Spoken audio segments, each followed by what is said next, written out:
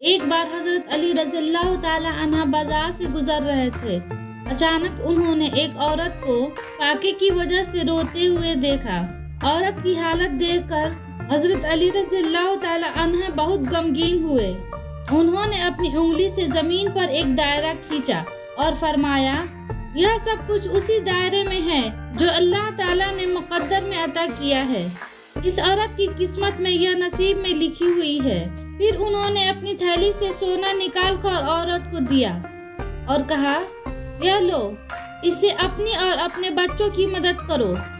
یہ کہانی سے ہمیں یہ سبق ملتا ہے کہ انسان کو کسی مصیبت میں دیکھ کر فوری طور سے مدد کرنی چاہیے۔ حضرت علی رضی اللہ تعالی عنہ کی اس مثال سے ہم سیکھتے ہیں کہ انسانیت کی خدمت کرنا اور دوسروں کی مدد کرنا سب سے بڑا عمل ہے۔ یہی اصل مردانگی ہے۔ اس موضوع پر کی گئی چند مشہور احادیث یہ ہیں۔ حضرت محمد صلی اللہ علیہ وسلم نے فرمایا، جو شخص مسلمان کی ضرورت پوری کرے، اللہ اس کی ضرورت پوری کرے گا۔ جو شخص کسی مسلمان کی مشکل آسان کرے گا، اللہ تعالیٰ قیامت کے دن اس کی مشکل آسان کرے گا۔ اور جو شخص مسلمان کو شرمندہ کرے گا، اللہ تعالیٰ اسے دنیا اور آخرت میں شرمندہ کرے گا۔ حضرت محمد صلی اللہ علیہ وسلم نے فرمایا، تم میں سے بہتر وہ ہے جو دوسروں کو فائدہ پہنچائے، اور جو شخص مسلمان کو خوش کرے، اللہ تعالیٰ اسے خوش کرے گا۔ اسلام میں عورتوں کا مقام بہت بلند ہے۔ اسلام میں عورتوں کو ہر طرح کے حقوق دیے ہیں۔ قرآن پاک میں اللہ تعالیٰ نے عورت کو مرد کا جوڑا قرار دیا ہے اور دونوں کو ایک دوسرے کی مددگار بنایا ہے۔ اسلام سکھاتا ہے کہ انسان کو ہر حال میں دوسروں کی مدد کرنی چاہیے۔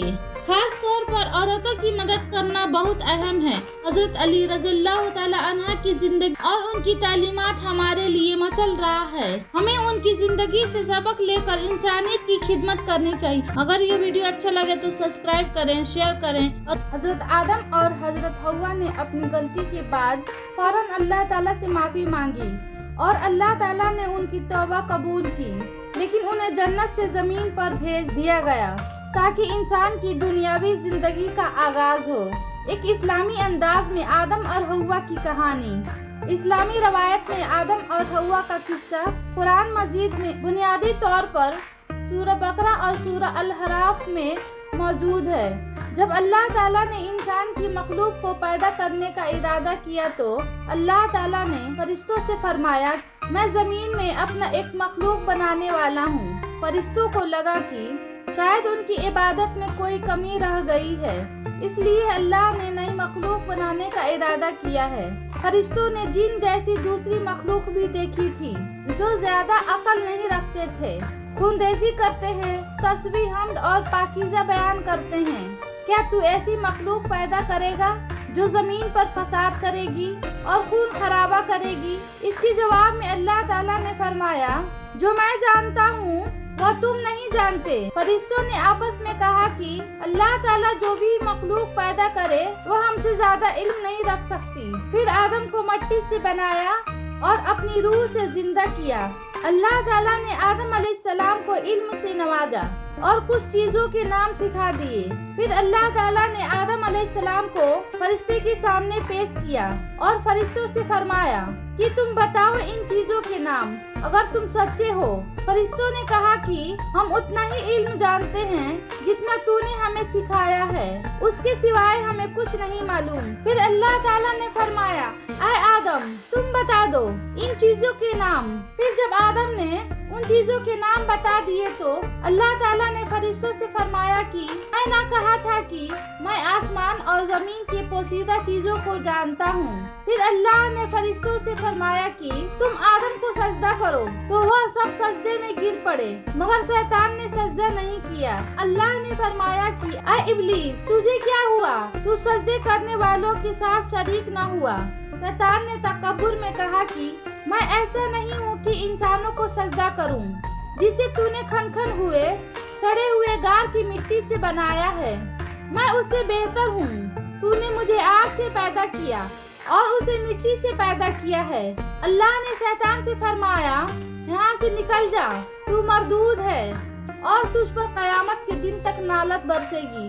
شیطان نے کہا، मुझे कयामत तक का मोहलत दे। अल्लाह ने फरमाया कि तुझको मोहलत है। शैतान ने अल्लाह से कहा कि तूने मुझे गुमराह किया है।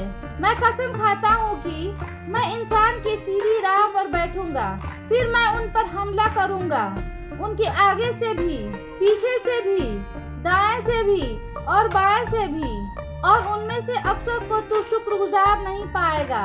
अल्लाह ने फरमाया तू यहाँ से निकल जा जलील खवार, जो उनमें से तेरा कहना मानेगा तो मैं जरूर तुम सब से जहन्नुम को भर दूंगा। बेशक मेरे खास बंदों पर तेरा जरा भी असर नहीं चलेगा।